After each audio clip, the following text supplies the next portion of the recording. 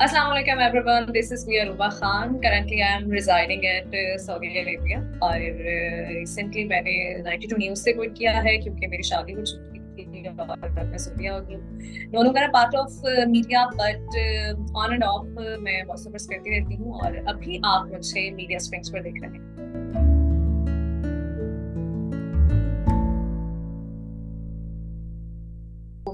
बड़ी इंटरेस्टिंग सी ये स्टोरी है कि जब मैं 8th क्लास में थी, बस 2008, और मैंने सना मिर्जा को सुना। और सना मिर्जा को ऐसा सुना कि बस वो मेरे दिलो दिमाग में छा गई। मैं सना मिर्जा को मैं फिर इतना सुनती थी कि मैंने उन्हें इतना कॉपी करना शुरू किया। तो 8th क्लास का जो है वो मेरी ये ट्रेनिंग कह लें आप, और एक डेडिकेशन कह लें कि मैंने पैशनेटली बस चूज कर रहे थे कि मैंने मीडिया में ही जाना है।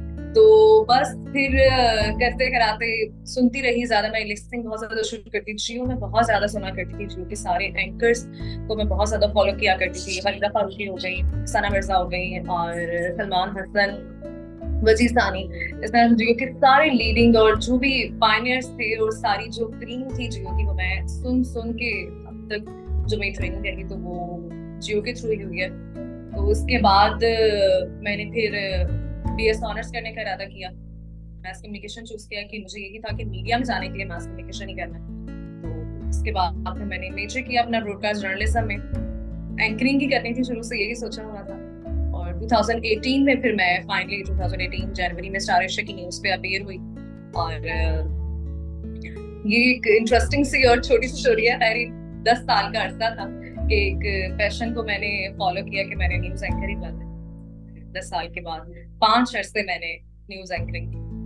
तो पहला चैनल मेरा था स्टार एशिया न्यूज। स्टार्ट करने की बड़ी स्ट्रगलिंग जो स्टोरी है वो भी मेरी बड़ी इंटरेस्टिंग सी स्टोरी है कि मैंने इससे पहले अपनी जब मैं स्टडी कंप्लीट कर रही थी तो इंटर्नशिप वगैरह लड़कियां किया करती थी, लेकिन मुझे कभी भी इंटर्नशिप की तरफ मेरा ध्यान नहीं गया क्योंकि मुझे था कि मैंने न्यूज एंकरिंग ही करनी है।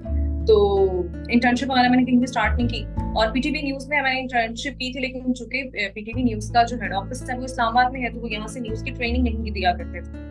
तो घर में ही जो जो प्रैक्टिस मैं करती थी वो करती थी। तो उसके बाद मैंने काफी चैनल्स में अप्लाई किया। छोटे चैनल हो गए, बड़े चैनल हो गए, हर लाहौर का हर चैनल जहाँ पे मैंने अपनी सीवी ड्रॉप की है, खुद से जाके बात की। लेकिन एक चीज जो कि मैंने फेस की कि रेफरेंस के बगैर आपको किसी भी इदारे में आने का मौका ही नहीं दिया जाता था। स्टार एशियन, इवन की स्टार एशिया न्यूज जो कि बहुत छोटा चैनल था तब स्टार्ट ही हुआ था।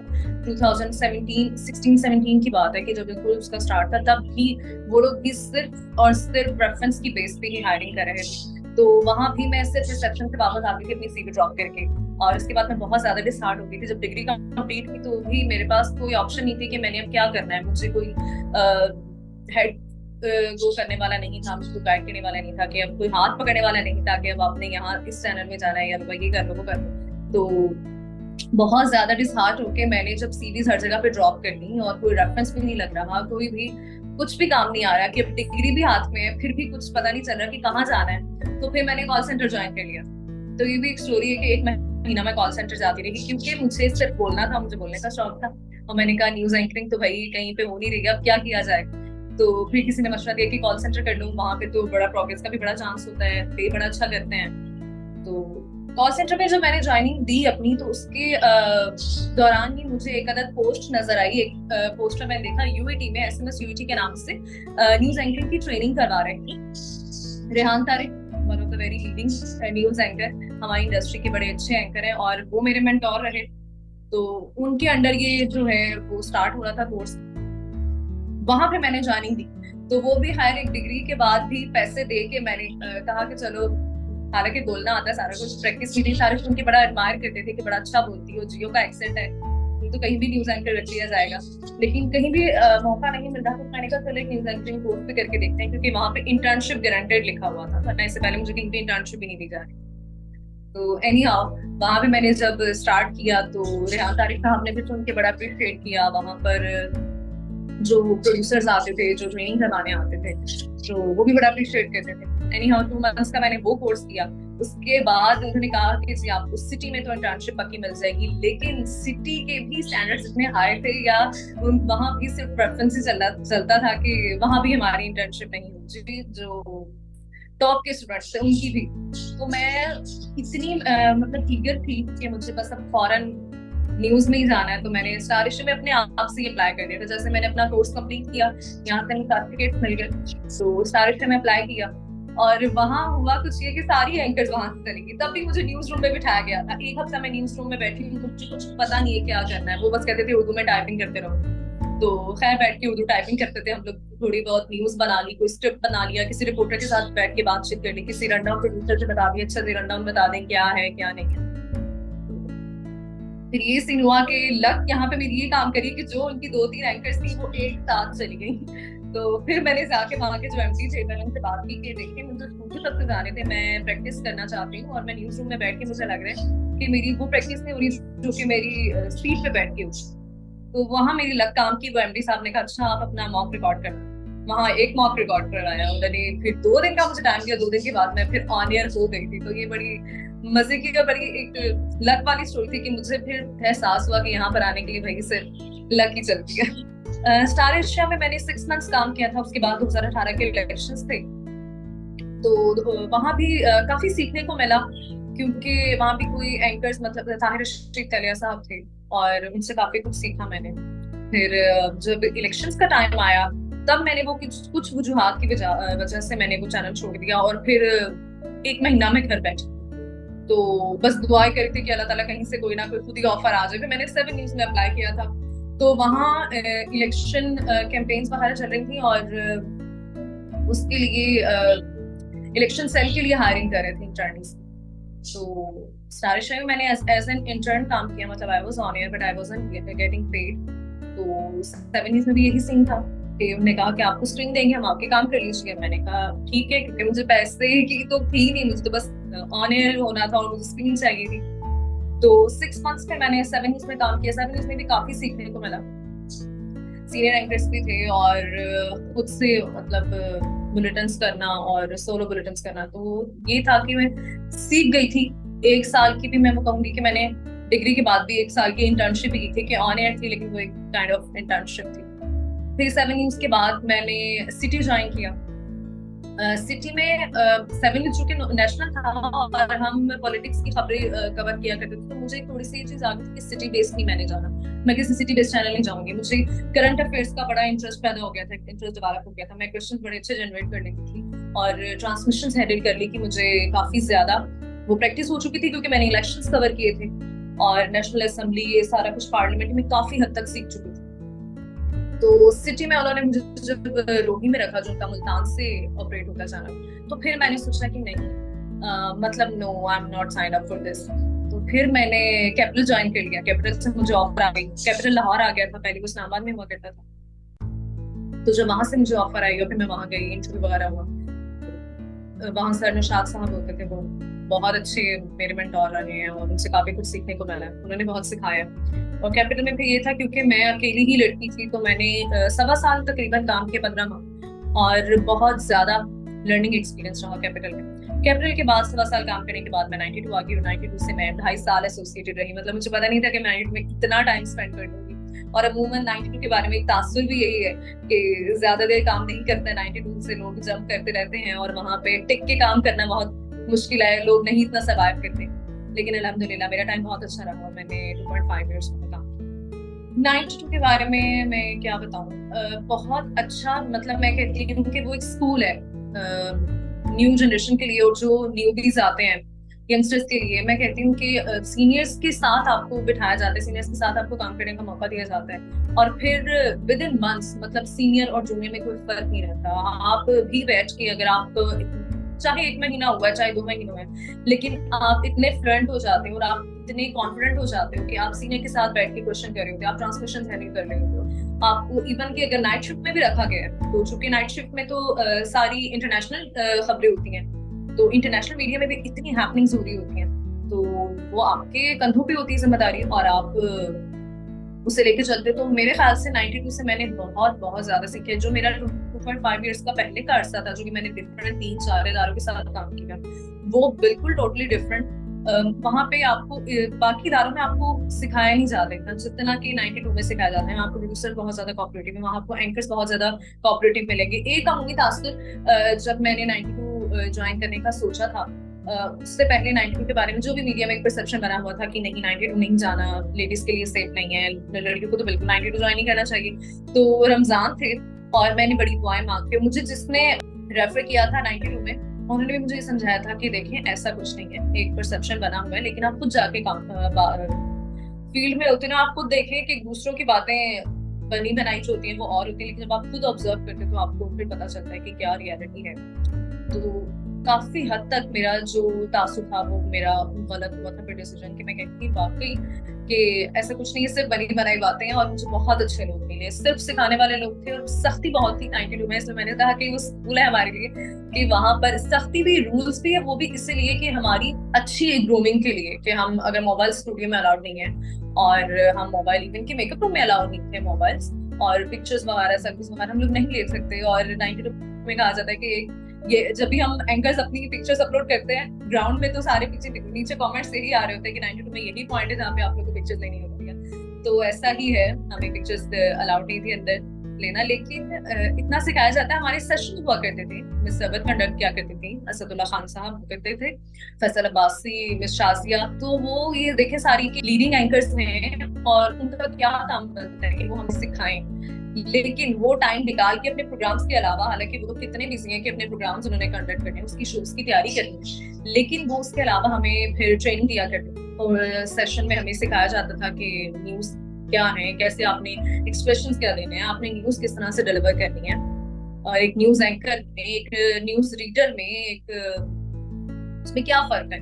तो खैर मेरा बड़ा अच्छा एक्सपीरियंस रहा 92 में। प्रोड्यूसर्स बड़े अच्छे सिखाने वाले थे, एंकर्स बड़े अच्छे सिखाने वाले थे। यासिर के साथ बहुत अच्छा टाइम गुजरा है। यासिर रशीद, वो he is a gem, he is an encyclopedia.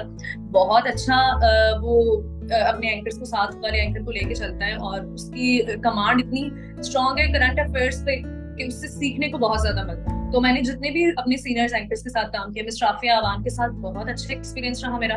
और मिस राफिया अब एयरवाइज से अब हम न्यूज चली गई हैं, तो माशाल्लाह वो भी बहुत ज्यादा हेल्पिंग हैंड रही। और उनके साथ जब मैंने बुलेटिन किया तो मुझे लगता ही नहीं था कि मैं किसी सीनियर के साथ बुलेटिन कर रही हूँ। तो ये सीन है कि बहुत अच्छा टाइम लगता है। यही था वजह कि मैं जो था इतना टाइम सर्वाइव भी कर पाई 2.5 ईयर्स। वरना मैं जिसको भी बताती थी कि मैं 92 में, तो सारे मतलब जो सीनियर जो कि यहाँ से काम करके जा चुके हैं, मुझे काफी लोगों ने मशवरा दिया कि यहाँ तुमने टिकना नहीं, तो हम यहाँ से फौरन मूव करना है। जैसे कोई ऑफर है, मुझे कराची से ऑफर्स नहीं आई, आज न्यूज से ऑफर थी, बोल न्यूज से 2-3 टाइम्स मुझे ऑफर आई, लेकिन बस कुछ हालात ऐसे थे कि मुझे घर की तरफ से भी अलाउ नहीं कि कराची जाके स्टार्ट करना काम। तो बस ये वजह रही कि मैं मूव नहीं कर पाई। तो बस मुश्किल मोमेंट्स बहुत ज्यादा आए। जबकि मैं कैपिटल पे काम कर रही थी, वहां पर मैं सोलो फीमेल एंकर हुआ करती थी, मेल एंकर्स भी थे, लेकिन चूंकि उनकी टाइमिंग्स कुछ इस तरह से थी कि जो मिड शिफ्ट थी वो मैंने अकेले देखना होता था। उसमें जो बड़ी बड़ी हैपनिंग्स आई हैं वो मैंने खुद से डील करनी है। उसमें एक सबसे बड़ी हैपनिंग ये है कि जो कि मुझे भी याद रहती है, आर्मी चीफ की एक्सटेंशन। तो तब मुझे फील्ड में सिर्फ 1.5 साल का अर्सा हुआ था, और मुझे कुछ नो हाउ नहीं थी कि ये एक्सटेंशन किन बेसिस पे हो रही है। और चूंकि ये फील्ड जो है, क्या कहते हैं, जो बीट है आर्मी से रिलेटेड, बहुत ही ज्यादा सेंसिटिव है। इसको कहा जाता है कि आर्मी से रिलेटेड बीट हो गई, कोर्ट से रिलेटेड बीट हो गई, इसको टच करना, आपने कोशिश करने की बड़े सेफ प्ले करना है, आपने कोशिश बच बच के सवाल करने हैं, और बड़ा एक डराया जाता था। तो जब भी इस तरह की टीम्स आती थी मैं वैसे बड़ी पैनिक कर जाती थी, और मेरे साथ जो को एंकर्स होते थे मैं उनको कहती थी कि यार आप ही कंटिन्यू करें, बहुत बच बच के अगर मुझे कुछ क्वेश्चंस आ गए तो वो मैंने कर दिए। लेकिन वो जो खबर थी वो बड़ी खबर थी, और हमारे प्रोग्राम पैनल पे जो मिस अनीका निसार हुआ करती थी, और जो मेल एंकर्स हुआ करते थे, फौरन से वो लाइन पर आ गए हैं। सरनौशाद आ गए हमारे डायरेक्टर न्यूज, अब उनसे सवाल करने हैं, और कोई चैनल पे जो आ गए तज्जियाकार, उनसे सवाल करने हैं। और फिर वो बहुत ज्यादा प्रेशर वाला मोमेंट था। पीछे प्रोड्यूसर कोई आपकी हेल्प नहीं कर रहा, you are on your own, आपने खुद ही बोलना है जो बोलना है आप। बस बीच में मैं कहती हूँ मुझे कहाँ छोड़ दिया है, मतलब वो मेरे लिए बहुत मुश्किल टाइम था। लेकिन अल्हम्दुलिल्लाह मैंने बहुत अच्छा कवर किया। उससे मुझे इतना मोराल मेरा बूस्ट हुआ, उससे मुझे इतना कॉन्फिडेंस मिला। एक ये स्टोरी थी, और कैपिटल में ही एक ये स्टोरी आई थी जब कैपिटल को बैन कर दिया था। कोई स्पीच थी मरियम नवाज की जो कि नहीं चलानी थी, सेंसर करनी थी, लेकिन ड्यू टू सम इश्यूज वो के ऑन एयर चली गई। तो कैपिटल और 2-3 और चैनल्स थे के साथ ही उनको बैन, और वो मेरे लिए कवर करना बहुत जबरदस्त एक्सपीरियंस रहा मेरा, कि मैं ऑन एयर रही पूरा टाइम। अपनी शिफ्ट मतलब 8 घंटे की शिफ्ट थी, लेकिन उससे ऊपर हमें काम करना पड़ा, 8 से 10 घंटे 12 घंटे आई, मुझे याद भी नहीं है, लेकिन वो काफी ओवर टाइम करना पड़ा था। और वो बहुत अच्छा एक्सपीरियंस रहा था, खुद से सवाल करने में मैंने बहुत ज्यादा, मतलब फिर मुझे पता चला कि अच्छा मीडिया के साथ ये हो रहा है इस वक्त में। और इसके अलावा एक इंटरेस्टिंग चीज ये भी थी, जब मैं स्टारिश पे बिल्कुल न्यू ऑन एयर हुई थी, 2 से 3 माह के बाद, इमरान खान की है जो मीनार पाकिस्तान में जलसा था 2018 के इलेक्शन से पहले, बहुत बड़ी तादाद में जब उन्होंने 11 निकाल दिए थे अपने, मैं अकेली थी, 6 बजे से मैं सीट पे बैठी थी, रात के 1 बजे, और मुझे बीच में प्रोड्यूसर ने उठने भी नहीं दिया, क्योंकि उन्होंने लाइव कट किया हुआ था। पता नहीं उसको क्या कहते हैं, कि उनके पास सोर्स नहीं था, लेकिन उन्होंने कहीं से उठाया हुआ था, तो उन्होंने कहा था हम आपको नहीं उठा सकते, जब हम स्क्रीन से कट होंगे तो आप ही आएंगी, इसलिए आप सीट खाली छोड़ के नहीं जा सकती। तो मुझे वॉशरूम ब्रेक भी नहीं दी गई, और 3-4 घंटे गुजरने के बाद मैंने कहा भाई अब बस हो गई है, प्लीज मुझे उठते हैं, अगर आपका कोई गोवैन करनी है, इसमें मेरा मसला नहीं है, मेरा बहुत मुश्किल से मैं बैठी हूँ। तो इमरान खान साहब तो बोले जा रहे थे, उनका जलसा दिखाया जा रहा था, तो है फिर मेरे प्रोड्यूसर ने तरस खा के मुझे एक बार उठने का मौका दिया। तो आप यकीन करें कि 9 घंटे में, 8 से 9 घंटे में मैं थ्रू आउट मैं ऑन एयर बैठी और बस इमरान खान को सुन रही थी। 92 में बहुत ज्यादा मजे के एक्सपीरियंसेस हुए हैं 92 में, क्योंकि ट्रांसमिशन बहुत ज्यादा करवाते थे। वो छोटी सी भी खबर आ गई अगर, तो वो उसको फौरन से उस पर तज्जियाकार आ गए और एक्सपर्ट्स आ गए, उनकी राय लेंगे। तो वो 92 में ये भी होता था कि साथ आपके को एंकर्स होते थे, बहुत हेल्प हो जाती थी। लेकिन अगर मैं वहां पर अकेली भी होती थी, तो वहां पे मैंने, चूंकि ज्यादातर मैंने मिड शिफ्ट ही की है, 10 to 6 की, और 12 बजे का बुलेटिन है, 3 बजे का बुलेटिन है, 5 बजे का बुलेटिन सोलो है। तो उसमें भी अगर मैं सोलो भी हूँ तो मैं बड़े अच्छे से मतलब उसको लेके चलती थी। 92 में मजे की बात ये है कि आपको फीड भी कर दिया जाता है, आपको बता दिया जाता है कि यार अब ये सवाल कर लो, अगर आप कहीं पे फंस रहे हैं आप उनको वेट करके बोल सकते हैं कि हमें ये बता दीजिए खबर कहाँ जा रही है, हमने इसमें क्या करना है। तो प्रोड्यूसर्स रन डाउन पे जो बैठे हुए हैं, हमारे डायरेक्टर न्यूज का, टोटल न्यूज, जो भी आए हैं, वो इतने हेल्पफुल और इतने कोऑपरेटिव होते हैं, क्योंकि उन्होंने अपनी स्क्रीन खराब नहीं करनी है, वो एंकर पे ही नहीं छोड़ देंगे कि बस अब एंकर जहाज चला रहा है खुद ही।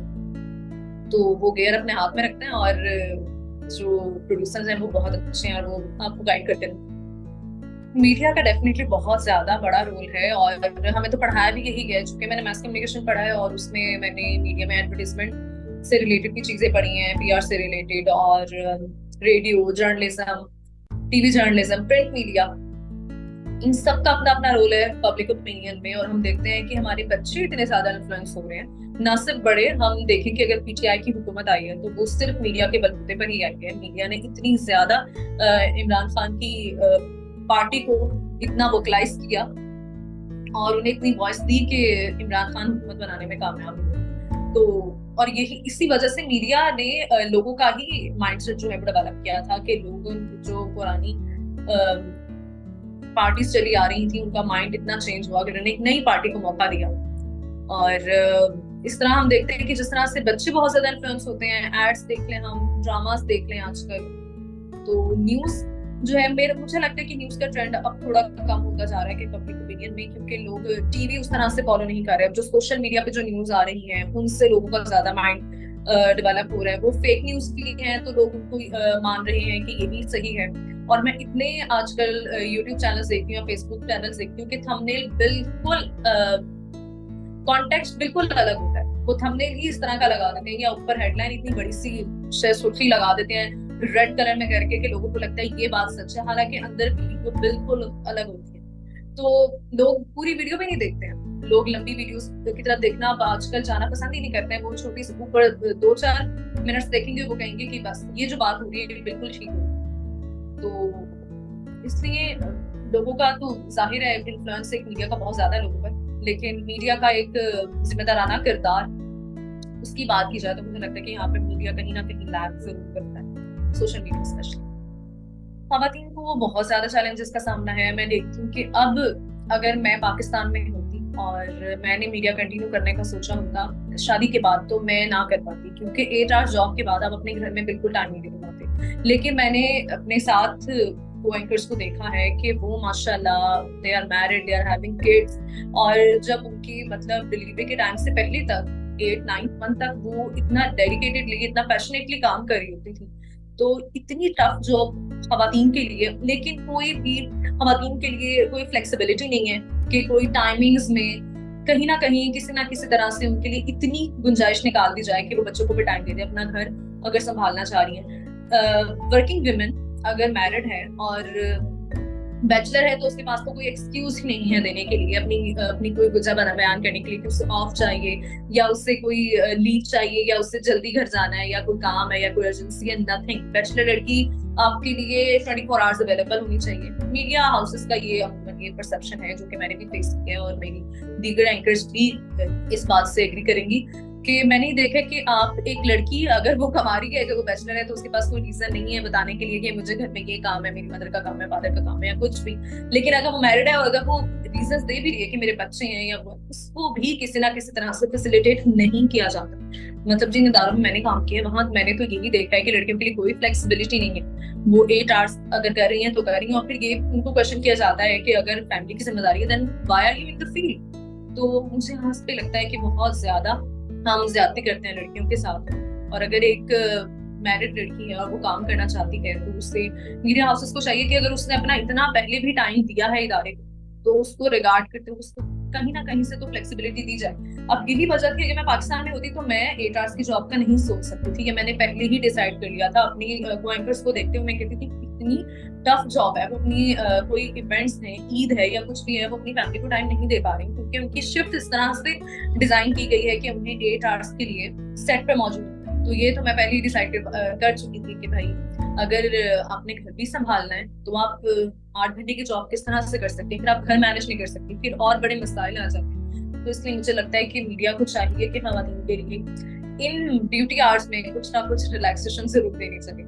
बिल्कुल मॉडलिंग एक्टिंग की ऑफर तो बिल्कुल हुई है, एड्स की ऑफर हुई है। चूंकि हम यूनिवर्सिटी में थे तो वहां में हमने शॉर्ट फिल्म्स बनाई थी, एड्स बनाए थे, तो एक एक्सपीरियंस वो भी बड़ा अच्छा रहा था एक्टिंग का। लेकिन अभी जब मुझे एक्टिंग की या मॉडलिंग की अपना पोर्टफोलियो बनाने की ऑफर हुआ करती थी कि मुझे कहा जाता था, कभी कोई रैंडम कॉल आ गई है कि देखिए आप न्यूज एंकर हैं, हमने आपकी प्रोफाइल देखी है फेसबुक पे, लेकिन आप मॉडलिंग की तरफ क्यों नहीं आती, तो आपने अपने आप को इधर क्यों एक जगह पे फिक्स कर लिया है, अपने आप को एक्सपैंड कीजिए, आप ये कीजिए। तो लेकिन मैं कभी गई नहीं इस तरफ। और मॉर्निंग शो की और रमजान शो की ऑफर आई नहीं, लेकिन अगर आती तो मैं कभी भी इसको चूज ना करती।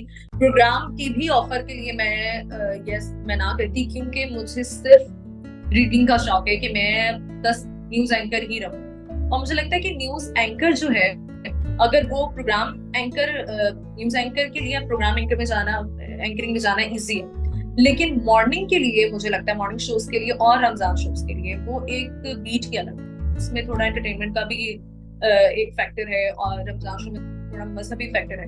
एक एंकर को कहा जाता है हर फन मौला होता है और उसकी हर इशू पे कमांड होनी भी चाहिए, मैं इसे सेकंड करती हूँ। लेकिन मुझे लगता है कि हमें हमारे जो रमजान शोज हैं वो सिर्फ मजहबी स्कॉलर्स को ही करने चाहिए, उन्हीं को सूट करते हैं। और जो मॉर्निंग शोज हैं उसमें अगर तो न्यूज़ी शो है, वो आजकल हमारे चैनल्स में ट्रेंड हुआ है कि न्यूज़ी शो वो कर रहे हैं, तो फिर तो ठीक है कि आप न्यूज अगर आपका इंटरेस्ट है तो आप उसमें भी जा सकते हैं। लेकिन अगर मेरी बात की जाए तो मैं कभी भी हाँ ना करती क्योंकि मुझे सिर्फ न्यूज एंकरिंग करने का ही शौक था। अच्छा, तो मैं बड़ा अनफॉर्चुनेट फील करती हूँ अपने यंगस्टर्स के लिए जो कि हमारे जूनियर्स आ के पास। मुझे लगता है कि अभी सारे न्यूज के पैनल पे कोई ऐसा मंचा हुआ एंकर, मोहम्मद जुनैद का नाम लिया जा सकता है, बहुत पुराने एंकर हैं। मेल के लिए तो ठीक है, फीमेल्स भी उनको सुन सकती हैं, लेकिन हमारे पास जो जियो की पहले मलाई हुआ करती थी, सना मिर्जा हुआ करती थी, गरीदा फारूक की न्यूज बहुत मजे की डिलीवर करती थी, अब तो खैर प्रोग्राम करिए। लेकिन मुझे लगता है कि यंगस्टर्स के सामने अब वो चीज नहीं है जो कि हमने एंजॉय की है, जो कि मेरे टाइम से रिलेटेड, अगर मेरे टाइम से रिलेट कर पाए मेरे को एंकर्स। जियो पे हमने एक बहुत ही जबरदस्त कंटेंट सुना है और बहुत जबरदस्त एंकर्स को सुना है। अभी मैं कुछ भी एंकर्स का मुझे मतलब कोई अपील ही नहीं करती है आवाज। मतलब अब हमने न्यूज को हमने इतना मॉडर्नाइज कर दिया हुआ है कि हमने एंकर्स को इतना मॉडर्नाइज कर दिया हुआ है कि उनके पढ़ने का, तलफ्फुज का हम वो कुछ नहीं देखते। हम सिर्फ देखते हैं कि अच्छा शी इज प्रिटी और she has some good reference, तो ठीक है, गिव हर अ चांस। लेकिन मुझे लगता है कि हम यहाँ पर आके जरा ज्यादती करते हैं और अब उस तरह से सिखाया भी नहीं जाता जिस तरह से हमें सिखाया जाता था, जिस तरह से हमें अभी भी, बल्कि 92 है जो कि तलफ्फुज पे जरा गौर करता है और अब मुझे लगता है कि उस तरह से सीखे हुए लोग भी चैनल छोड़ छोड़ के जाना शुरू हो गए हैं। हमारे जो सीनियर एंकर्स हैं वो अब न्यूज नहीं डिलीवर कर रहे। तारिक मतीन साहब का नाम है, दानिश हुसैन का नाम है, जो कि हमारे बड़े मीडिया एंकर्स हैं और वो हमें मेन स्ट्रीम पे नजर नहीं आ रहे। तो ये मैं कहती हूँ कि एक बहुत बड़ा ड्रॉबैक है जो कि हमारे यंगस्टर्स को फेस करना पड़ रहा है। उनके पास अच्छे एंकर्स अनफॉर्चुनेटली अब सुनने को नहीं। सबसे पहले तो न्यूज डिलीवरी का स्टाइल क्या है और कॉन्फिडेंस लेवल बड़ा मैटर करता है। एक एवरेज एंकर को न्यूज सेंस ही नहीं होगी। न्यूज सेंस सबसे पहले हमें पढ़ाया जाता है कि एक एंकर को डिफरेंशिएट करना आना चाहिए कि इस न्यूज का एंगल क्या है, ये न्यूज सेंस क्या बन रही है। लेकिन आजकल जो एंकर्स आ रहे हैं वो बस सामने लिखा है वो पढ़ रहे हैं और सुर लगा रहे हैं। मैंने इतने मतलब जो हमारे इंटर्न्स हैं, मैंने इतने एंकर्स को देखा है, मतलब उन्हें एंकर्स नहीं कहना चाहिए but they are on air, तो हमें उन्हें एंकर्स कहना पड़ता है। तो सुर लगा रहे होते हैं। मतलब मैं अभी जब हमारे भी इंटर्निंग्स आया करते तो मैं उन्हें समझाया करती थी प्लीज सुर मत लगाओ, एक स्टाइल मत बनाओ। जो न्यूज है उसको पढ़ो, उसको समझो, लेकिन चूंकि वो अपना एक स्टाइल बनाने में, वो लोगों को कॉपी करने में, हमें सुन के या एंकर्स को सुन के वो इतना मतलब उसी में बिजी होते थे कि वो अपनी ग्रूमिंग पे उस तरह से ध्यान नहीं देते थे कि हम अपना तलफ्फुज ठीक करें, हम अपनी जेर जबर इस पे काम करें, हम न्यूज डिलीवरी पे काम करें, बजाय इसके कि वो अपनी टोन सेट करने में लग जाए। तो मेरे ख्याल से एवरेज एंकर में यही फर्क है कि न्यूज सेंस ही नहीं होती है उनको। तो ये मुझे लगता है कि अगर मैस कम्युनिकेशन में तो चूंकि ये पढ़ाया जाता है, लेकिन हमारे चैनल्स को चाहिए कि सेशंस कंडक्ट करवाया करें और बाकायदा उनको बताया करें। आजकल तो मैंने देखा है कि कुछ मीडिया हाउसेस जो हैं वो यूनिवर्सिटीज से एसोसिएटेड हैं, कुछ यूनिवर्सिटीज हैं जिन्होंने अपनी चैनल्स खोल ली हैं। तो वो हम देखते हैं कि एक बंदा डिग्री पास करता है, वो चैनल पे आके ऑन एयर हो जाता है। तो उसने कहाँ सीखा है, उसे कहाँ सिखाया गया है? कहीं नहीं। क्योंकि हमारी डिग्री का पार्ट कुछ चीजें हैं जो कि हमारी एंकरिंग जो है वो हमें नहीं सिखाई जाती डिग्री में। हमारे पास कोई कोई यूनिवर्सिटी है जो कि न्यूज एंकरिंग की डिग्री ऑफर नहीं करे। तो ये मैं कहती हूँ कि पूरी डिग्री इस पे न्यूज एंकरिंग पे भी हो सकती है कि अगर किसने पॉलिटिकल साइंस पढ़ा है, अगर किसने इंटरनेशनल रिलेशंस पढ़ा है, वो करंट अफेयर पे उसकी नो हाउ है, वो अच्छा एंकर बन सकता है। लेकिन अगर कोई मतलब कोई और डिग्री करके आया और बस अच्छा ठीक है, गुड लुक्स है, ठीक है, बिठा दो ऑन एयर, तो वहां पे फिर ज्यादती हो जाती है उनके लिए जो कि मैस कम्युनिकेशन या पढ़ के आए हैं, जो कि डेडिकेटेड है लेकिन उसके पास रेफरेंस नहीं है। वो बंदा काम करना चाहता है लेकिन उसे पता नहीं है कि उससे कहाँ जाना है। तो उन बच्चों के साथ भी बहुत ज्यादा होती है। मीडिया हाउसेस को चाहिए कि कुछ ना कुछ इस तरह से लर्निंग के लिए ना बनाया जाए। जो जूनियर्स हैं, जो अभी एक, मैं समझती हूँ कि साल 2 साल वो मैटर नहीं करते, आपका एक्सपीरियंस उस तरह से मैटर नहीं करता है।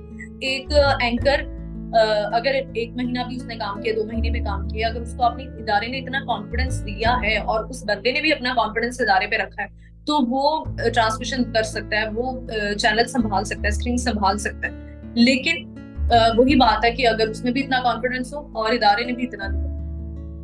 ठीक 6 माह का अरसा हो चुके हैं मेरे को। दिसंबर में मैंने रिजाइन किया था, जनवरी 2018 में मैंने मीडिया ज्वाइन किया और दिसंबर 2022 में मैंने इसको अलविदा कहा। तो 5 साल का अरसा ये रहा। और 6 माह चूंकि मेरी फेब में शादी थी, लेकिन उससे पहले मैंने 1 महीना पहले इसलिए ब्रेक ली कि मैं चाहती थी मैं घर वालों को टाइम दूं, कि मैंने पाकिस्तान से भी मूव करके आना था। शादी मेरी इस्लामाबाद में हुई, इन-लॉज मेरे इस्लामाबाद में। वैसे तो मैंने जब प्रपोजल आया था तो पूछे यही था कि मैं इस्लामाबाद में जाके कंटिन्यू करूंगी, वहां हम न्यूज है, पीटीवी है, इवन सच टीवी है, और अब तो और न्यूज भी काफी ज्यादा मार्केट इस्लामाबाद में भी डेवलप हो रही है मीडिया को लेके। तो मुझे यही था कि मैं मीडिया नहीं छोड़ूंगी, एंकरिंग नहीं छोड़ूंगी। तब तक सऊदी आने का इरादा नहीं था, लेकिन चूंकि हस्बैंड की जॉब यहाँ है तो अब यहाँ पे I am very much settled और वापस जाऊंगी पाकिस्तान। तो इंशाल्लाह मेरा पूरा इरादा है। अभी इतना मैंने इन्वेस्ट किया है, एक तो मैंने आपको बताया कि 10 साल की पहले वो जर्नी और फिर 5 साल का ये अरसा कि मैंने ऑन फील्ड रह के काम किया, तो वो भी एक अलग ही एक्सपीरियंस है और बड़ा मजा आया। मैंने अपने टाइम को बहुत ज्यादा एंजॉय किया। अपार्ट फ्रॉम इसको लेके मैं जब स्टार्ट में आई थी मुझे सबने यही कहा था कि इसको अगर तुमने प्रोफेशन बनाना है तो इसको तुम प्रोफेशन, पैशन है, प्रोफेशन बनाया बहुत अच्छी बात है, लेकिन अगर तुम इससे कमाने आई हो मीडिया में तो कमाई नहीं है भाई मीडिया।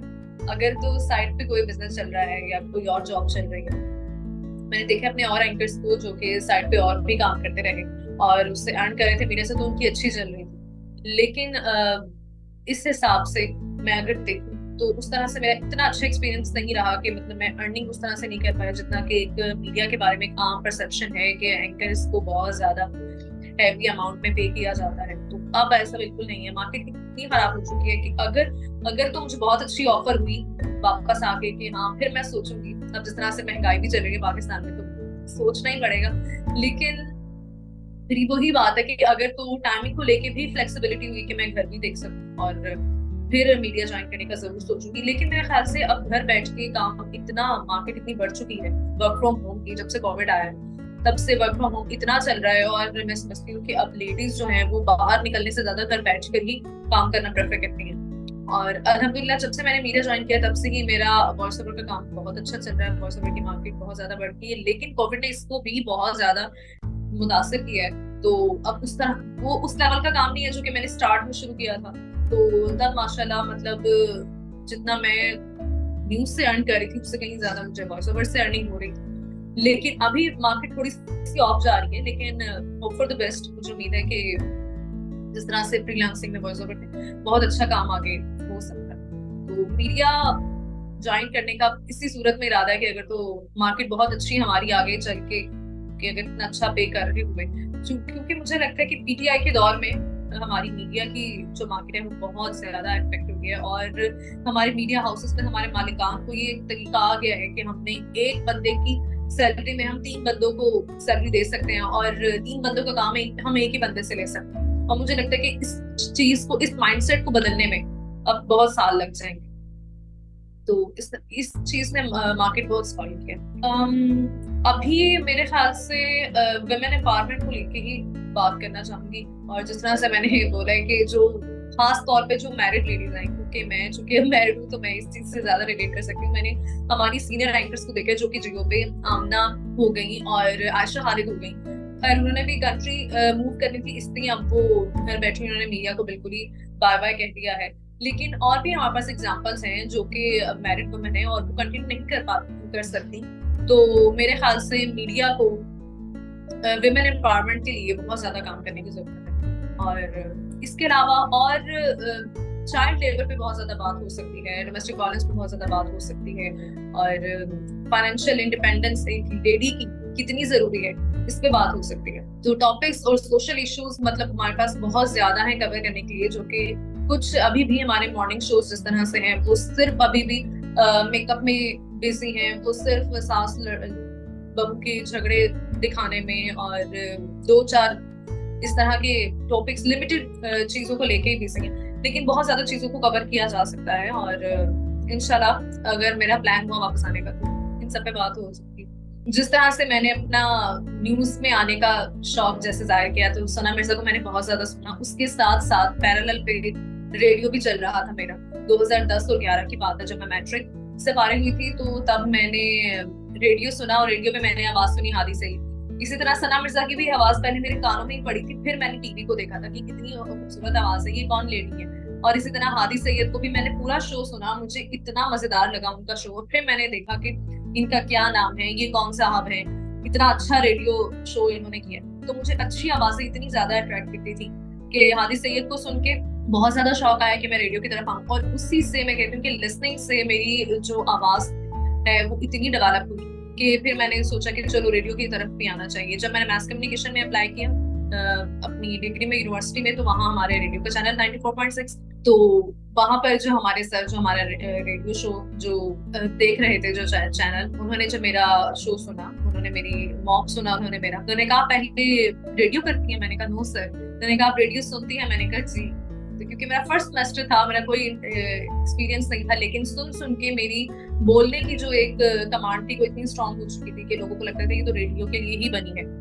और फिर यहाँ पे मैंने जब अपनी डिग्री से फारिग हुई तो मैंने रेडियो पाकिस्तान में ऐसे ही ऑडिशन दिया, क्योंकि मुझे न्यूज एंकरिंग में कहीं भी चांस नहीं मिल रहा था। तो मैंने कहा चलो रेडियो ही सही, रेडियो में अप्लाई करते हैं। रेडियो पाकिस्तान गई, वहां पर जब उन्होंने मेरा मॉक लिया तो उनको बहुत पसंद आया। वहां पर जो प्रोड्यूसर्स थे, और रेडियो पाकिस्तान में क्या क्रीम बैठी हुई है, कितना अच्छा बोलने वाले बैठे हुए हैं। मैं कहती हूँ कि अगर आप उनके पास बैठ जाए, उन सीनियर लोगों के पास, मैं कहती हूँ कि मजा आ जाता है और आपको लगता है कि बस सारा जखीरा अल्फाज का, और इतनी खूबसूरत आवाजें हैं वहां पर।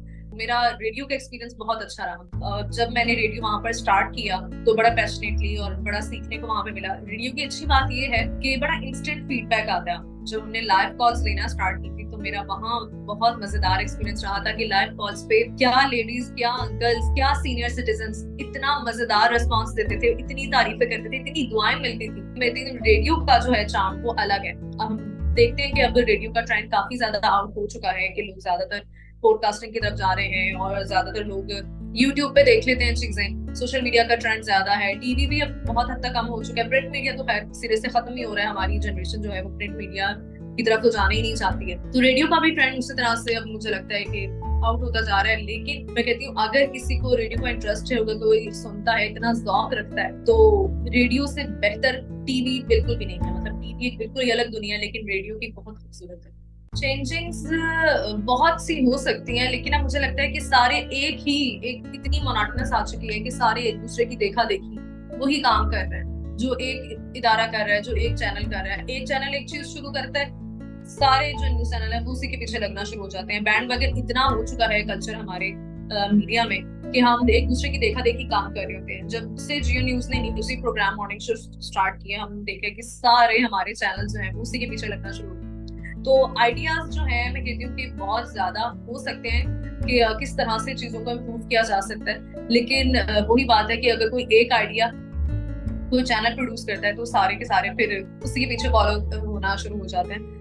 तो चीजों को और तरीके से फॉलो किया जा सकता है, लेकिन मेरा ख्याल यही है कि जो चैनल्स हैं वो एक दूसरे की देखा देखी ज्यादातर काम कर रहे हैं। पर्सनल चैलेंजेस की बात सबसे पहले तो जब मैं 92 आई, चूंकि इससे पहले जहां मैंने जिन इदारों में काम किया वहां इतनी लेग पुलिंग या इतना कंपटीशन नहीं था। 92 में चूंकि एंकर्स की तादाद ज्यादा है, मोर देन 10 एंकर्स होते हैं रोस्टर में, जो कि 3 शिफ्ट्स हैं, मिड शिफ्ट है, मॉर्निंग है, नाइट है। तो उस तरह से कंपटीशन भी ज्यादा है, लेग पुलिंग ज्यादा है, और आपकी शिफ्ट्स के हिसाब से थोड़ा सा जायरी फैक्टर्स भी आ जाता है। तो हाँ, ये भी चीजें फेस की, लेकिन मैं बड़ी काम से काम रखने वाली बंदी थी, और अल्हम्दुलिल्लाह मेरी अभी भी प्रोड्यूसर्स, मेरे को एंकर्स में बहुत ज्यादा तारीफ करते हैं कि मैंने बड़े अच्छे से इन चीजों को मैं लेके चली हूँ कि मैं कुछ भी अपने ऊपर हावी नहीं करती। मैं सिर्फ अपने काम से, अगर कोई गॉसिप्स हो भी रही हैं, क्योंकि इदारे में होती हैं, मेकअप जो हमारा रूम है उसको कहा जाता है कि तो गॉसिप्स का अड्डा होता है हर इदारे में, हर चैनल में। लेकिन हमारे 92 में तो मैं बता रही हूँ कि सख्ती, इसलिए मैंने उसको बोला स्कूल है, कि सख्ती इस तरह से थी कि हमने एंकर्स ने वहां बैठना ही नहीं है। हमें कहा जाता था कि आपने या स्टूडियो में होना या फिर आपने न्यूज रूम में होना, और आप अगर हमें फ्री टाइम में अपने सिर्फ आप हमें या तो सिर्फ लंच करते हुए नजर आ रहे हैं, या आप चाय पीते हुए नजर आ रहे हैं, या आपके हाथ में अखबार जरूर होना चाहिए, या फिर आप न्यूज रूम में बैठे हैं, अपने किसी सीनियर के साथ बैठे हैं, रनडाउन प्रोड्यूसर के साथ बैठे हैं, उनसे शेयर करें रनडाउन में क्या चल रहा है। तो इस तरह से फिर अपने आप को बहुत ज्यादा बिजी रखा मैंने। मैं ज्यादातर कोशिश यही किया करती थी कि मैं बच बच के ही चलूं, और मीडिया में जाहिर है इस तरह ये हर इदारे में ही है, ना सिर्फ मीडिया। अगर कोई आगे बढ़ा होता है तो उसको किसी ना किसी तरह से लेग पुलिंग की जाती है, क्योंकि फेवरेट बन रहा होता है अपने काम को लेकर। अगर किसी ने अपना आप मनवाया होता है तो हर, मेरे ख्याल से किसी जॉब में ये तो होता ही है कि कोई ना कोई उसे नकल करने की कोशिश करता है, सब करने की कोशिश की जाती है। और अगर कोई चुप करके अपने काम से काम रख रहे हैं तो भी वो लोगों को बर्दाश्त नहीं होता, तब भी कोशिश की जाती है कि किसी ना किसी इसका स्कैंडल क्यों नहीं सामने आ रहा है, इसके बारे में कोई बात क्यों नहीं हो रही है। तो बेहतर ये है कि आप अपने काम से काम रखें, अपना काम मनवाएं। और अल्हम्दुलिल्लाह मैं मतलब वहां पर मेरे बारे में 92 में यही बात होती है कि इसके फंबल्स नहीं आते हैं, हमें ढूंढने पड़ते हैं। जो हमारा मॉनिटरिंग डिपार्टमेंट होता था वहां पर जो हमारे सर होते थे, राव साहब, हम ढूंढना पड़ता है न्यूज में। तो इस तरह की जब तारीफें वो कहते तो जाहिर है कुछ को एंकर्स को या कुछ न्यूबीज को हजम नहीं होती है, तो कोशिश की जाती है। लेकिन अल्हम्दुलिल्लाह मेरा बड़ा अच्छा टाइम इसीलिए गुजरा कि मैं अपने काम से काम रखती थी, और एक अच्छा अपना नाम पहले ही बनवाया हुआ था कि सबको पता था प्रोड्यूसर्स को कि ये किस तरह किस्म की बंदी है, ठंडे दिमाग की बंदी है, इससे ये चीज तवक्को नहीं की जा सकती। और समटाइम्स ट्रांसमिशन में अगर कुछ सीनियर एंकर्स के साथ जिनके साथ काम किया नहीं मौका देते आपको सवाल करने का, मैंने ये चीज बहुत ज्यादा फेस की। लेकिन मैं अपनी बारी का वेट करती थी, मैं नॉक करती थी कि मुझे मौका दिया जाए सवाल करने का। नहीं देते थे, इट्स ओके, फाइन, कोई मसला नहीं है। मेरा टाइम आएगा जब मैं अकेली बैठूंगी, प्रोड्यूसर को पता लग जाएगा कि हाँ ये ट्रांसमिशन को लेके चल सकती है। और मैंने वो करके भी दिखाया। अकेली बैठती थी तब भी ट्रांसमिशन बड़े अच्छे से हैंडल करती थी, और अगर किसी को एंकर के साथ बैठी हूँ, अगर उसने मौका नहीं भी दिया, जब मेरे पास बारी आई है, तो जब मुझे थ्रो किया गया, तो मैंने बड़े अच्छे से ट्रांसमिशन हैंडल। यही बात है कि कॉन्फिडेंस की बात है, इदारा आपको कॉन्फिडेंस दे, आप इदारे को कॉन्फिडेंस दो। यंग जनरेशन को एडवाइस की बारी आती है तो मुझे फवाद चौधरी साहब की वो लाइन याद आ जाती है कि जो यंग जनरेशन मीडिया में आना चाह रही है, मैं उनसे कहना चाहूंगा कि आप ना आए। तो बड़ा दुख हुआ था सुन के 2018 में जब पीटीआई ने अपनी हुकूमत कायम की और फवाद चौधरी साहब का ये सेंटेंस सुना। और मजे की बात ये कि जब मैं रेडियो कर रही थी तो फवाद साहब इंफॉर्मेशन मिनिस्टर थे, और सबसे पहले हुआ ये था कि हमारे रेडियो में कट लग गए थे। हमारे जो हमें 2 घंटे के जो हमें पैसे मिले थे वो हमें 50% हमें कट लग के मिले। तो बड़ा दुख हुआ कि भाई अब पता नहीं क्या क्या होने वाला है। मीडिया हाउसेस के बहुत ज्यादा एड्स के पैसे भी रोके गए थे और वो खराब हुआ है। और फवाद साहब की स्टेटमेंट सुनी तो वाकई में हम ये सोचते थे कि जब हमारा टाइम हुआ है तभी मीडिया पे ये सवाल आना था, क्योंकि इससे पहले तो बड़े शुष्क होते थे मीडिया के कि बस गाड़ी आनी है घर आपको लेने और गाड़ी में बैठ के आपने जाना है और चैनल के बड़े शुष्क हैं, आपको पे इतना किया जाएगा अपना अपना। और यंग जनरेशन इसी से इंस्पायर होती है मेरे ख्याल से। जब मैं भी फील्ड में आना चाहती थी तो मेरे घर वालों को, मेरे पापा को ये लगता था कि शायद ये टीवी का शुष्का जो है ये देख के जाना चाह रही है। लेकिन जब उन्होंने मुझे सुना और जब उनके दोस्तों ने और मेरे रिश्तेदारों ने सबने तारीफ की बच्ची में पोटेंशियल है और बड़ा अच्छा कर रही है, आगे से आगे जा रही है, तो फिर उन्हें भी रियलाइज हुआ कि नहीं, हाँ तो बच्ची मेरी कॉन्फिडेंट है और उसने इतना सीखा है। एनी हाउ यंग जनरेशन को मैं फिर भी यही कहना चाहूंगी कि अगर आप आना चाहते हैं तो अच्छे लोगों को सुने। मैं जैसे कि पहले बात करी थी कि अब उस तरह से कंटेंट वो नहीं है टीवी पर, और उस तरह से इतने मंझे हुए मुझे लगता है कि एंकर्स अब नहीं बैठे हुए। स्टिल जियो और ARY स्टिल कुछ अच्छे एंकर्स प्रोड्यूस कर चुका है, जो कि अभी भी मोहम्मद जुनैद को सुने। मैं कहती हूँ कि अगर एक फीमेल भी सुनती है मोहम्मद जुनैद को तो उनसे सीखने को बहुत कुछ है। सारा बहुत अच्छी एंकर हैं और अलना फारूक शायद बहुत अच्छी एंकर है, उनको सुना जा सकता है। ये है कि बहुत लिमिटेड नाम रह गए हैं, बहुत महदूद नाम रह गए हैं जो कि ऑन स्क्रीन बैठे हुए हैं, लेकिन फिर भी नीलम बहुत अच्छी है। फिर भी यही है कि यंग जनरेशन जितना सुनेगी उतना अच्छा परफॉर्म करेगी। अपनी लिसनिंग जो है वो स्ट्रॉन्ग करें ताकि आप फिर उसी से ज्यादा फिर आप बोल अच्छा सकते हैं। हाँ, मीडिया स्प्रिंग के लिए बहुत ज्यादा बेस्ट विशेस हैं और उम्मीद करती हूँ कि ये चैनल जो है बहुत ज्यादा फ्लरिश करे, बहुत अच्छा काम कर रहे हैं और जिस तरह से कंटेंट को क्रिएट कर रहे हैं वो बहुत ज्यादा लर्निंग है। और लोगों को इससे ना सिर्फ मीडिया से रिलेटेड, मतलब न्यूज मीडिया के अलावा भी जो हमारा एंटरटेनमेंट मीडिया है उसका भी बड़ा मजे का कंटेंट आप लेकर आते हैं लोगों के लिए।